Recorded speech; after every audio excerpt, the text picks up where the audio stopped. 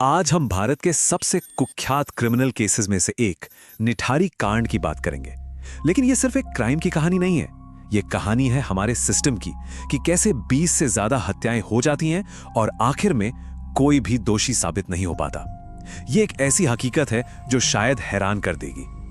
जरा सोचिए, एक तरफ 20 से ज्यादा इंसानी कंकाल, एक ऐसा अपराध जो किसी की भी रूह कंपा दे, और दूसरी तरफ नतीजा जीरो कन्विक्शन, मतलब कोई सजा नहीं। सवाल तो यही उठता है कि इतना बड़ा, इतना भयानक अपराध होने के बाद भी कोई जिम्मेदार क्यों नहीं ठहराया गया?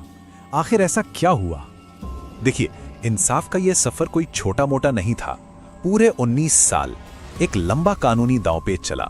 निचली अदालतों ने तो फांसी तक की सजा सुना दी थी। सबको लगा चलो न्याय हो गया। पर जैसे जैसे यह केस ऊपरी अदालतों में गया, पूरा का पूरा मामला ही बिखर गया। फैसला 180 डिग्री घूम गया। तो इस पूरी कानूनी गुत्थी को समझने के लिए हमें वापस वहीं चलना होगा जहां से ये सब शुरू हुआ था, निठारी गांव से। बात है साल 2005 और 2006 की। जगह थी नोएडा का निठारी गांव। बाहर से देखने में ये एक बिल्कुल आम सा इलाका था, पर किसी को भी जरा भी अंदाजा नहीं था कि इसी जगह पर देश की सबसे खौफनाक कहानियों में से एक पनप रही थी। और फिर एक सिलसिला शुरू हुआ। एक के बाद एक बच्चे गायब होने लगे। ये सब गरीब प्रवासी मजदूरों के बच्चे थे जिनकी आवाज शायद उतनी ऊंची नहीं थी। जब परेशान माँ बाप पुलिस के पास जाते तो उन्हें अक्सर ये कहकर टाल दिया जाता था कि अरे बच्चा कहीं भाग गया होगा। उनकी शिकायतों को कभी गंभीरता से लिया ही नहीं गया। फिर आया दिसंबर 2006 का वो दिन, जब एक ऐसा सच सामने आया जिसने पूरे देश को हिलाकर रख दिया। एक घर के पास के नाले से इंसानी हड्डियां और खोपड़ियां मिलने लगी। जब खुदाई हुई तो एक या दो नहीं, 20 से ज्यादा बच्चों और महिलाओं के कंकाल मिले। पूरा देश सदमे में था। अब सवाल यह था कि इस खौफनाक मंजर के पीछे आखिर था कौन? पुलिस ने 2 लोगों को गिरफ्तार किया और अगले 19 सालों तक यही 2 नाम इस केस की पहचान बन गए। ये थे मोनिंदर सिंह पंधेर, उस घर का मालिक, और उसका नौकर सुरेंद्र कोली। पुलिस के हिसाब से यही दोनों इन सभी भयानक हत्याओं के गुनहगार थे। प्रोसिक्यूशन ने जो कहानी बताई वो किसी बुरे सपने से भी ज्यादा डरावनी थी। आरोप ये थे कि बच्चों को टॉफी या किसी चीज का लालच देकर घर के अंदर बुलाया जाता था, उनके साथ हैवानियत होती थी और फिर उनकी हत्या कर दी जाती थी।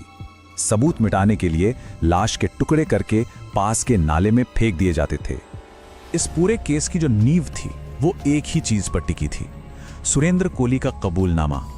उसने पुलिस के सामने अपना गुनाह कबूल कर लिया था और इसी कबूलनामे के दम पर निचली अदालतों ने फांसी तक सुना दी। ऐसा लग रहा था कि केस सॉल्व हो गया है, पर असली कहानी तो अब शुरू होनी थी। और यहीं से कहानी में वो मोड़ आता है जहां सब कुछ पलट जाता है। जो केस बाहर से इतना मजबूत दिख रहा था वो अंदर से बिल्कुल खोखला था। चलिए देखते हैं कि कैसे ये पूरा का पूरा केस ताश के पत्तों की तरह ढह गया।